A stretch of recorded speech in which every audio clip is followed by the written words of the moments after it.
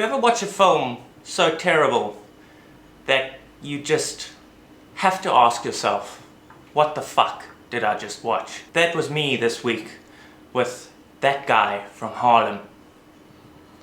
After watching it, I had to pour myself a drink and stare into space for a while.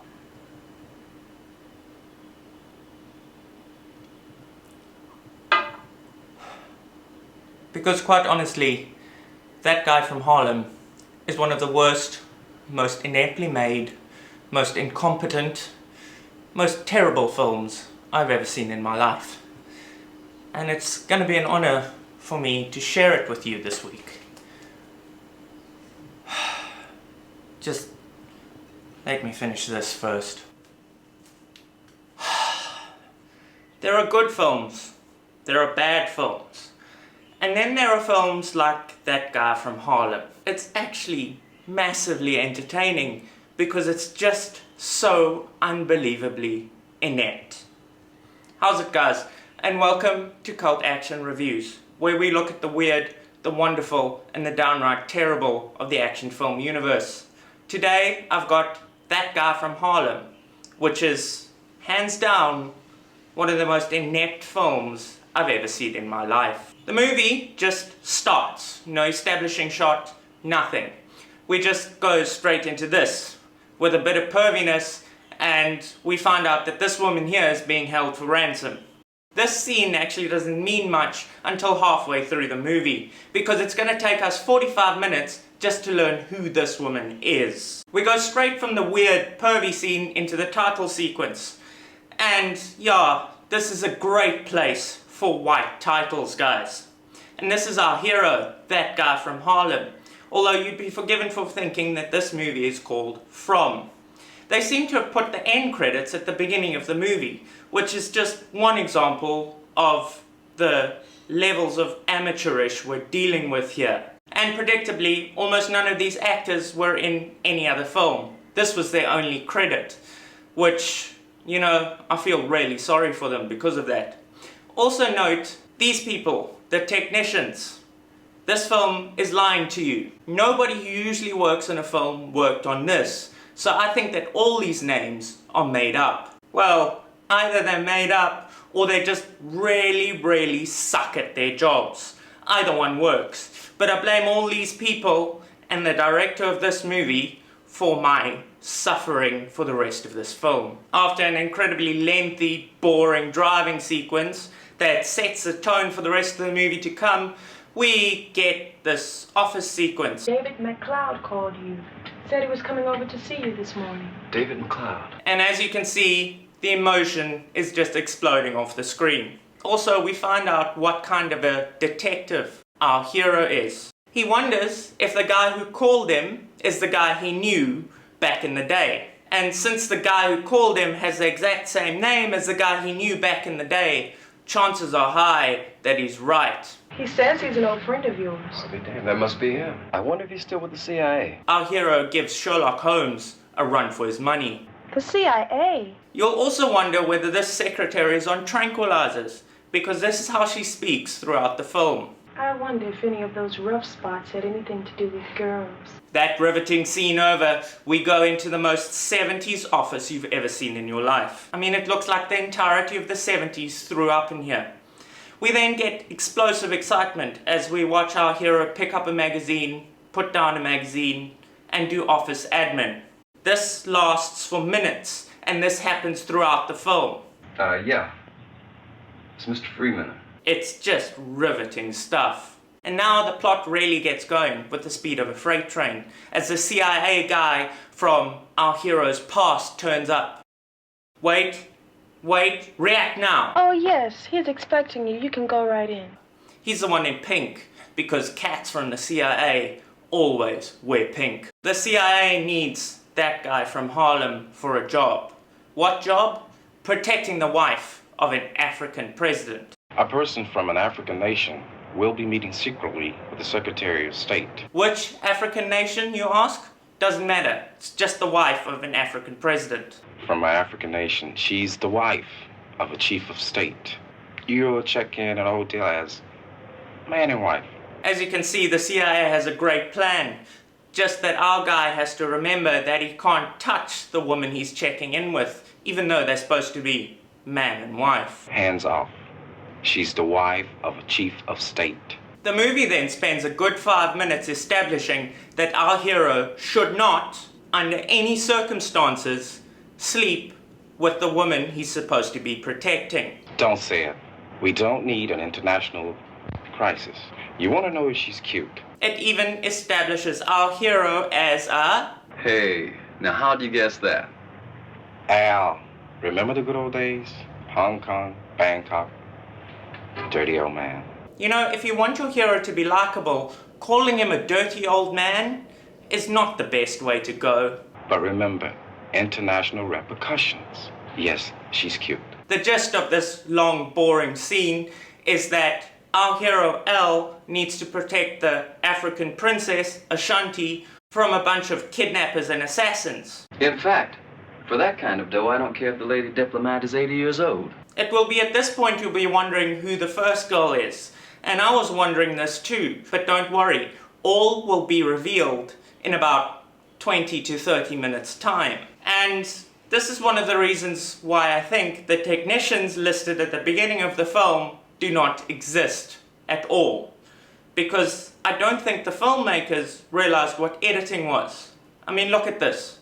This movie is filled with scenes like this. Scenes that just go on and on and on.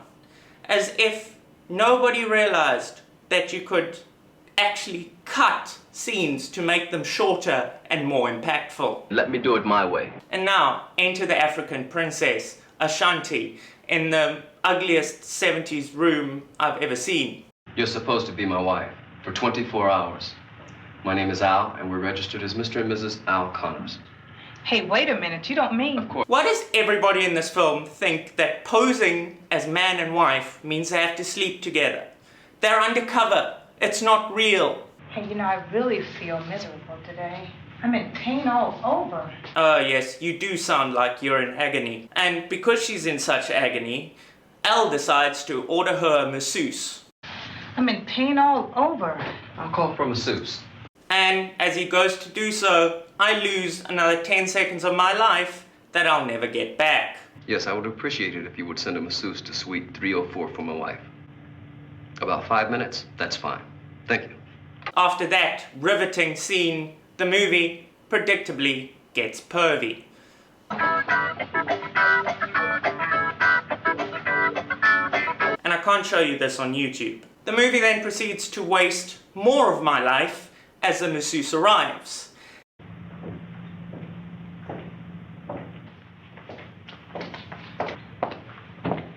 And in case you didn't think she was dodgy, she goes straight to the window while Al is looking at her and does this to signal her compatriots outside. And Al doesn't seem to think this is very suspicious. What are you doing at the window? Oh, I was just admiring the scenery. It is beautiful, isn't it? Yes, I guess it is. What a brilliant detective. And then, for a few minutes, the movie makes you believe that our hero believed the masseuse's lame-ass excuse, as he lets her go into the room alone with the woman he's supposed to be protecting. We then get this really lazy, boring, unerotic massage scene, and we get to see the masseuse reaching into her pocket to pull out a needle as she's about to act. But just as she's about to stick Ashanti with the needle, our hero proves that he's not that stupid after all. Come on, couldn't you have searched the masseuse before you let her into the room with the woman you are supposed to be protecting? And while he may not be stupid, he is incredibly creepy. I mean, listen to this. Al, what are you doing in here? Just admiring you. And come on, telling her the truth has to be better than saying this. Al, would you leave the room, please? Sorry, ladies, but I enjoy watching. It's been a long time, you know? This man is supposed to be smooth. He doesn't come off as smooth. He comes off as a creepy sex pest.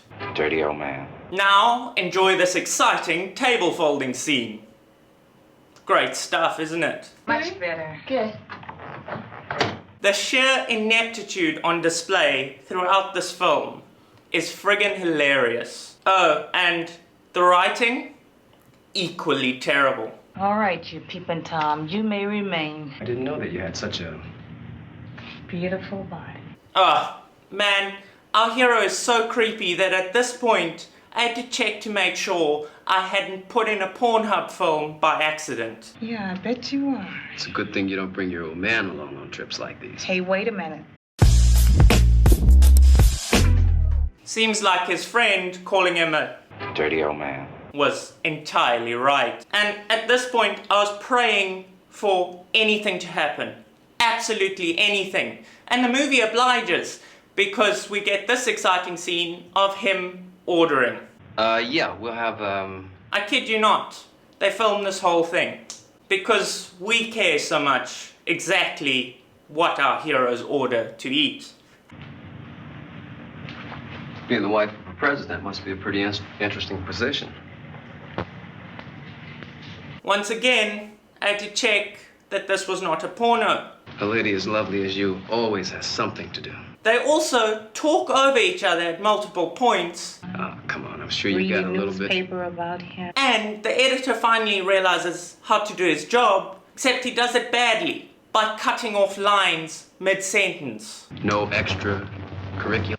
What's that? And we don't have very much time, do we? We certainly don't. Well, Yeah, I thought I'd been tricked. This is feeling more and more like a weird, creepy adult film. now where does a foreigner pick an accent like that? Foreigner? Yeah, sure. Her accent is real foreign. She sounds like she's from deepest, darkest Africa for damn sure. I have to return to my country and back to my husband. She then starts to explain her backstory, but we'll never actually know the full story because they cut her off halfway through. Well, when I was very young in the... And how'd you become... This isn't my edit. Out friggin' standing. And I'll spare you the minutes of my life I lost watching these two of the worst actors I've ever had the misfortune of seeing share a screen together, talk boring backstory while shamelessly trying to flirt. At this point I was wondering, where's the action in this Blaxploitation action movie? And it's coming, don't you worry. It's actually kind of worth waiting for. Oh, really? It finally ends when food arrives, and I've never been so excited to see room service arrive in a movie before. It was at this point I was wishing I could reach through the screen and grab the J&B bottle off the table over there. But then, just when I was losing all hope, our hero springs into action. And that was one of the most amazing things I've ever seen in my life. Outstanding stuff. Just jumps over the table and clocks the waitress in the face. Al, have you lost your mind? That's a woman. I can smell a New York strip steak a block away. But just because something exciting finally happened, don't expect this movie to be kicking into higher gear. Because now we have to watch him walk slowly up the corridor to open the door to let the other bad guys in. Great stuff, guys. And after all this build-up, the first action scene does not disappoint. Well... However will he survive such a deadly, gentle swipe from a fat, middle-aged man? I say that, but I can't do a role like this, so fair play to this guy. And now we find out who the baddie is. You got 3 seconds. If you don't tell me, I'm gonna kill you right now. All right, I work for Big Daddy. That's right, it's Big Daddy from the Golden Girls. Big Daddy, let me look at you. No. No, not really, but I found this hilarious. Okay. And because this place is now no longer safe, they've got to split. But I'd like to remind the hero that he's the one who chose this place. Wait a minute. If I'm taking this case, I have to pick the hotel. But he has the perfect place to go. I thought you had forgotten me. Oh, you know I never forget you, baby. He goes to his girlfriend's house with the woman he's putting the moves on. just so that we can have some romantic tension. How do you do? Okay, Al, what's the story? I will explain everything. Why are they both wearing the same shade of blue? Okay, Buster, you'd better have a good explanation. Detectives sometimes get weird assignments. And you're making moves on her, you jackass. She has every right to be jealous. Look, baby, if you really dig me, just trust me. Yeah, trust you. Absolute dickbag jackass.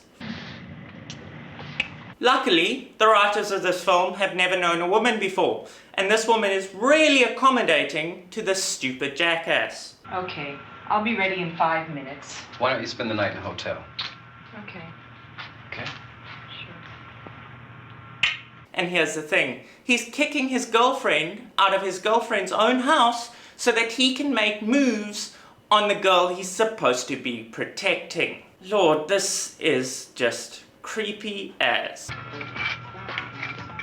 Hey, more J&B. Man, I wonder if the horror geek has seen this movie. And a J&B sighting. Everyone drink. And another reason I think that all the technicians at the start of the film are fake, because I refuse to believe an editor watched this footage, watched this guy sit there and dial the phone and didn't think at any point that they should cut the friggin' shot. And after that exciting scene of him dialing the phone, You know, I used to be a masseur once myself. he then sits on his girlfriend's couch with the woman he's supposed to be protecting and proceeds to hit on her. Because we are firmly in P-Hub territory at this point. This apartment only has one bedroom. Oh, that's no problem. You can share. And let me just say, there won't even be a P-Hub type payoff. What we do get is him taking a married woman into his girlfriend's bed, and we get some insanely bad dialogue that's trying to pass for flirting, but is so awkward it set my teeth on edge. You know, Al, never met a guy like you before. Well, you're quite an experience yourself, Princess. Now let's see who's the fastest. Trust me, this sex scene is so bad that I am saving you by cutting it out. It's dreadful. It even has the 70s porn music. Ugh. Dirty old man. As I sat there, praying for the scene to stop, thankfully, my prayers were heard, and it did, and we immediately cut to this. One of the most jarring cuts ever. And guess what? We never see Ashanti again. She's gone. Poof, she's out the movie. That's it. He did his job. He protected her, slept with her, and that's him done. That guy from Harlem, our hero, everybody. As a matter of fact, babysitting can be a lot rougher than you'd think. Baby. Oh man, this line, this writing, this film in general. Let me give you an idea for a drinking game. When you watch this film for the first time, sit down and ask yourself, as soon as every scene starts, ask yourself whether this scene will mean something. And if it does, don't take a drink. If it doesn't, however, take a drink. But I warn you, if you do this with hard liquor, it will kill you. So just do it with beer, okay? But even then, you're taking your life into your own hands. Because nothing happens in this scene until... Good morning, good looking. Well, at least that's a nice entrance. But it's at this point that the acting actually gets even worse than it has been up till now. This guy thinks that emoting just means shouting. I don't know, I think you can. He shouts every one of his lines. Doesn't matter whether the line calls for it or not. I mean, look at this. None of your damn business. Take it! Absolutely fantastic. I mean, I'll give it to him. At least he's trying, unlike the secretary. You gentlemen can go in. Hello, my man. Well, first, for starters. Yes, that is what first, and for starters, means. At this point, even the film stock decided to give up. It knows, guys. It knows. After more terrible line delivery, we learn that Shouty Dude wants to hire L for a job. But I came here, reason why I came is because I know what you can do. What's the job, you ask? Well, remember that girl at the beginning? He comes up with the ransom, and not before then. Yeah, I forgot about her too. And since it took 40 minutes to get to this part, most of the audience will have. But anyway, Shouty Guy and this dude are this girl's father and brother, respectively. And they want our hero to get her back from the kidnappers. And while this is going on, at least the secretary has the one good line in the film. Why don't you and I go on down here to the disco tonight? Two beautiful people. Where do you see one beautiful person? Burn. So, L needs to trade money and dope for the girl from the beginning that's been kidnapped. And we get this brilliant scene where the Shouty Guy says that he knows absolutely nothing about Big Daddy. Al, that's one thing we can't tell you much about.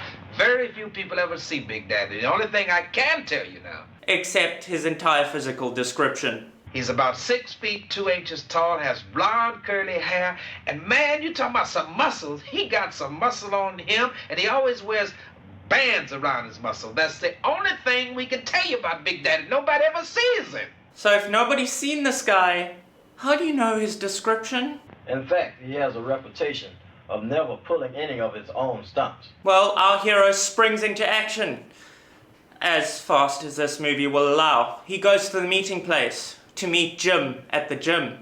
And here we have more ineptitude when they don't actually mic up Jim properly.